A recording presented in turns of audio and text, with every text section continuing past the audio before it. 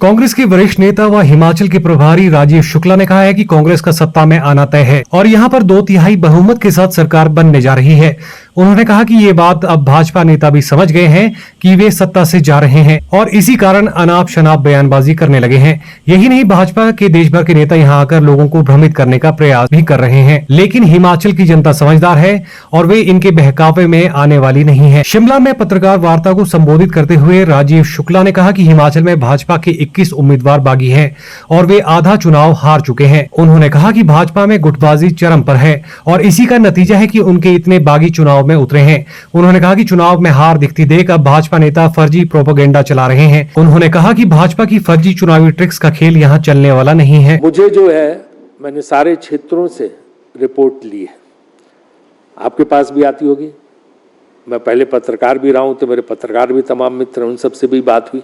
ऐसे लोग जिनका राजनीति से कोई मतलब नहीं, उन सबसे बात हुई, अधिकारियों से बात हुई, व्यापारियों से बात हुई, सामाजिक कार्यकर्ताओं से बात हुई, युवाओं से बात हुई। उन सब से मुझे तो ये लगता है, जो आपके सामने कहने वाला हूं, कि कांग्रेस की लहर चल रही है। कांग्रेस की जबरदस्त हवा है नीचे, जिसका अंदाजा लोगों को अभी यहां नहीं लग रहा। बीजेपी की प्रोपोगंडा मशीनरी हिमाचल से बाहर अपना प्रोपोगंडा कर रही है। कहीं कोई सट्टा बाजार, कहीं कुछ, ही सब फर्जी सट्टा बाजार होते हैं, इनको जानबूझ के फैलाया जाता है ताकि माहौल बन सके। लेकिन अब ये जो ट्रिक्स हैं उनकी, ये जो 3 तिकड़म की गलत गतिविधियां हैं, ये नहीं चलने वाली भाजपा की। नीचे जनता मन बना चुकी है और कांग्रेस को प्रचंड बहुमत से हिमाचल प्रदेश में सत्ता में लाने वाली है। आपने देखा होगा कि जब नामांकन हुआ तो बहुत हमारे प्रत्याशी तो बहुत कम थे उस तरह से, देखो, जिन्होंने एक बागी उम्मीदवार के रूप में नामांकन किया। भाजपा के बहुत ज़्यादा थे, लेकिन हमारे 11 प्रत्याशी जो थे बागी, उन्होंने अपना वापस लिया नामांकन और कांग्रेस पार्टी के लिए चुनाव प्रचार कर रहे हैं, जो एक बहुत अच्छी बात है। और भाजपा के आज भी 21 प्रत्याशी बागी उम्मीदवार चुनाव मैदान में खड़े हुए हैं। तो आधा चुनाव तो भाजपा पहले ही हार गई है। जो सेमीफाइनल बोलते हैं वो पहले ही हार चुकी है, जब उनके बागी उम्मीदवार जगह जगह पे खड़े हुए हैं। और जिस तरह से उनके अंदर गुटबाजी, घमासान, झगड़ा, खींचतान चल रही है, उससे मुझे नहीं लगता कि भाजपा किसी भी तरह सत्ता में आने वाली है।